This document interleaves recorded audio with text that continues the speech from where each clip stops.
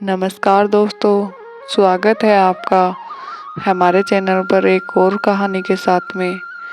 Video को like and channel को subscribe ज़रूर करें दोस्तों। इस कहानी की शुरुआत होती है सीमा नाम की एक हाउसकीपर से, जो कि अपने मालिक के घर उसके बच्चे को स्कूल के लिए तैयार कर रही थी।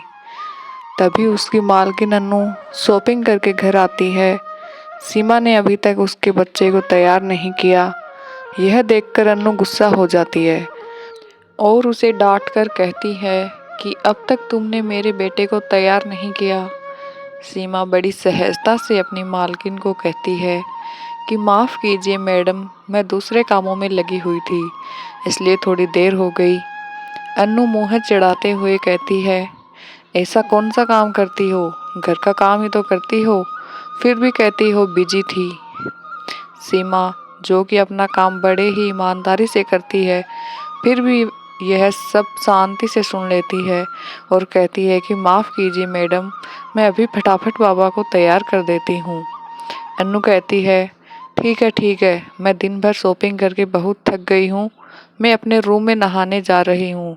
और अपने साथ लाया हुआ सामान नीचे ज़मीन पर पटकते हुए कहती है, इसे तुम मेरे रूम में पहुँचा देना। और हाँ, मेरे बेटे की टी शर्ट पर अभी भी सलवटें नज़र आ रही हैं, इन्हें इस्त्री करके सही करो। सीमा अभी शांत है, वह कहती है जी मैडम, और अन्नू वहाँ से चली जाती है। यह घटना हमारे या आपके मन में सीमा के लिए दया और अन्नू के लिए नफरत पैदा कर सकती है। और शायद आप सोचेंगे कि क्या ऐसे लोग भी दुनिया में होते हैं? तो मैं कहूँगी, जी हाँ, होते हैं और हमारे आसपास ही होते हैं। मगर हमें ऐसे लोगों से नफरत करने की नहीं, बल्कि उनके विचार बदलने की ज़रूरत है। फिर कुछ दिनों के बाद जब एक दिन अन्नू, उसका हस्बैंड सुनील, उसका बेटा तीनों डाइनिंग टेबल पर बैठे होते हैं और सीमा उनको खाना सर्व करने के लिए किचन से खाने का सामान ला रही होती है। सीमा एक साथ 3 प्लेटें अपने हाथ में पकड़कर लाती है, तो उसे धीरे धीरे से चल के उन्हें संभालना पड़ रहा होता है। यह देखकर सुनील उसकी हेल्प करने की सोचता है और अपनी कुर्सी से उठने ही वाला होता है। तभी अन्नू उसे रोक लेती है और कहती है, तुम कहाँ जा रहे हो? उसे करने दो, वही तो उसका काम है, उसी का तो हम उसे पैसा देते हैं। सीमा जैसे तैसे बैलेंस करते हुए तीनों प्लेटें डाइनिंग टेबल पर लेकर आती है। जब वह अन्नू के सामने वह प्लेट रखती है, तो उसमें छोले भटूरे देखकर अन्नू की आंखें गुस्से से बड़ी हो जाती हैं। वह तुरंत चिल्ला के कहती है, तुम्हें थोड़ी सी भी अकल नहीं है क्या? ये सेम खाना इसी हफ्ते में दूसरी बार हमें परोस रही हो। तुरंत इसे यहाँ से उठाओ और कुछ नया बनाकर लाओ। सुनील को अन्नू का ऐसा दुर्व्यवहार अच्छा नहीं लगता है, इसलिए वह समझाने की कोशिश करता है। वह अन्नू से कहता है, तुम्हें किसी से भी ऐसा बर्ताव नहीं करना चाहिए, क्योंकि हर इंसान अपने काम में पूरी मेहनत लगा रहा है। तुम्हें उसका अंदाज़ा नहीं है।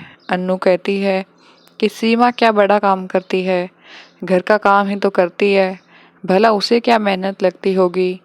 सुनील कहता है, तुम ऐसा कह रही हो क्योंकि तुमने कभी उसका काम करके नहीं देखा है। तभी अन्नू घमंड से अपने हाथ दिखाते हुए कहती है, यह हाथ काम करने के लिए नहीं, शॉपिंग करने के लिए बने हैं, और हंसने लगती है।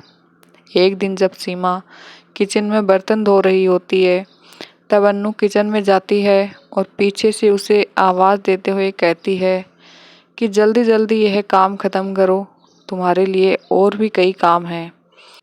अचानक तीव्र आवाज़ से सीमा हड़बड़ा जाती है और उसके हाथों में जो कप होता है वह नीचे गिरकर टूट जाता है। जैसे ही कप टूटा हुआ नजर आता है, अन्नू गुस्से से आग बबूला होकर सीमा को खरी खोटी सुनाते हुए कहती है कि तुम्हें पता भी है यह कप कितना महंगा था। सीमा माफ़ी मांगते हुए कहती है, मैडम गलती से टूट गया, नया खरीद के ला दूंगी। अन्नू अब और ज़्यादा गुस्सा हो जाती है और कहती है, अच्छा, तुम गलती भी करोगी और उल्टा जवाब भी दोगी? ठीक है, तुम्हें सबक सिखाना ही पड़ेगा। अपना सामान उठाओ और दफ़ा हो जाओ यहाँ से। मैं तुम्हें अभी नौकरी से निकाल रही हूँ। यह सुनकर सीमा की आंखों में आंसू आ जाते हैं और वह अन्नू से कहती है कि मैडम मेरे साथ ऐसा मत कीजिए, मुझे इस नौकरी की बहुत ज़रूरत है। मगर वो सीमा की एक नहीं सुनती और उसे नौकरी से निकाल देती है। तभी सुनील किचन में आ जाता है और अन्नू से पूछता है कि क्या हुआ, मुझे कुछ टूटने की आवाज़ सुनाई दी, सब ठीक तो है? अन्नू कहती है कि मैंने सीमा को नौकरी से निकाल दिया है, तुम कोई और हाउसकीपर हायर कर लो। मगर सुनील उसे साफ साफ शब्दों में मना करते हुए कहता है कि अब बहुत हुआ, मैं किसी भी नए व्यक्ति को काम पर नहीं रखने वाला हूँ। अगर तुम्हें लगता है कि सीमा का काम इतना आसान है तो तुम ही घर का काम संभालो, और हाँ, अगर तुम मना करोगी तो शॉपिंग के बारे में भूल जाओ, क्योंकि मैं तुम्हें इसके लिए क्रेडिट कार्ड नहीं देने वाला। सुनील का ऐसा बदला हुआ रूप देखकर अन्नू उसे देखते ही रह गई और उसने सोचा कि घर का काम कौन सा मुश्किल होगा। ऐसा सोच के उसके लिए राजी हो गई। दरअसल सुनील के ऐसे बर्ताव के पीछे का कारण बड़ा ही साफ साफ समझ में आता है कि वो अन्नू को वो सारे काम करवा के जिन कामों को या ऐसे काम करने वालों को वो तुच्छ समझती है, उन्हें करने के लिए कितनी मेहनत और लगन लगती है, इसके बारे में जान सके। अगले दिन सुबह से ही अन्नू घर के काम में लग गई। जब वो अपने बच्चे को तैयार कर रही थी तो उसे पता चला कि बच्चों को तैयार करना कोई बच्चों का खेल नहीं है। घर में साफ सफाई करते करते उसकी हालत पतली हो गई। उसने अपने परिवार का पेट भर सके इसके लिए घंटों रसोई घर में बिताए, और जब वो अपने बनाए खाने को डाइनिंग टेबल पर लेकर आई तो उसके बेटे ने एक नज़र देखकर ही उसे खाने से मना कर दिया। उस पल उसे एहसास हुआ कि जब कोई किसी के हार्डवर्क का सम्मान नहीं करता तब कितना बुरा लगता है।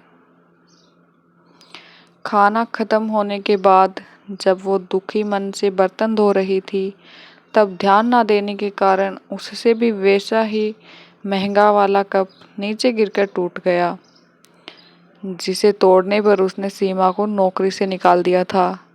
अब उसे पूरी तरह सीमा की मेहनत और काम में उसकी लगन का एहसास हो गया था और उसे मन ही मन पछतावा भी हो रहा था। थोड़े दिन अनु ने बड़ी मुश्किल से सारा काम करते हुए बिताए। एक दिन घर की साफ सफाई करके जब वो जमा कचरा फेंकने के लिए कचरे की थैली उठा रही थी तभी उसके घर की डोरबेल बजी, और जब उसने दरवाज़ा खोला तो उसके चेहरे पे मुस्कान लौट आई, क्योंकि वहाँ पर सीमा खड़ी थी जिसके हाथ में सेम वैसा ही कप था जो उससे गलती से टूट गया था। सीमा बोली, मैडम मुझे बहुत बुरा लग रहा था कि मैंने आपका इतना महंगा कप तोड़ दिया, इसलिए मैं ये नया कप खरीद कर आपको लौटाने आई हूँ, और मेरी बाकी गलतियों के लिए भी हो सके तो मुझे माफ़ कर देना। तब अन्नू ने उसे कहा कि तुम क्यों माफ़ी मांग रही हो, बल्कि माफ़ी तो मुझे मांगनी चाहिए अपने खराब बर्ताव के लिए, और सच में मैं शर्मिंदा हूँ।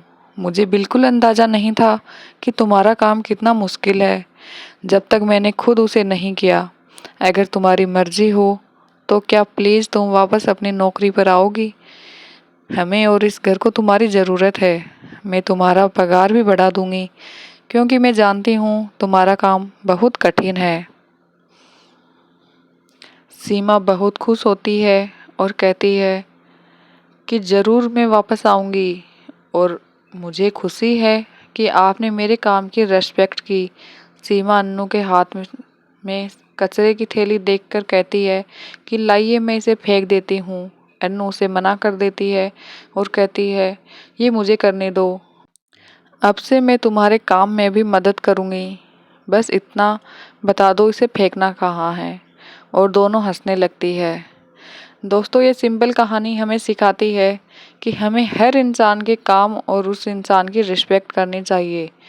कोई भी काम बड़ा या छोटा नहीं होता। दोस्तों, आपको वीडियो पसंद आया तो एक लाइक ज़रूर करिएगा। चैनल पर नए हैं तो सब्सक्राइब कर लीजिएगा। धन्यवाद।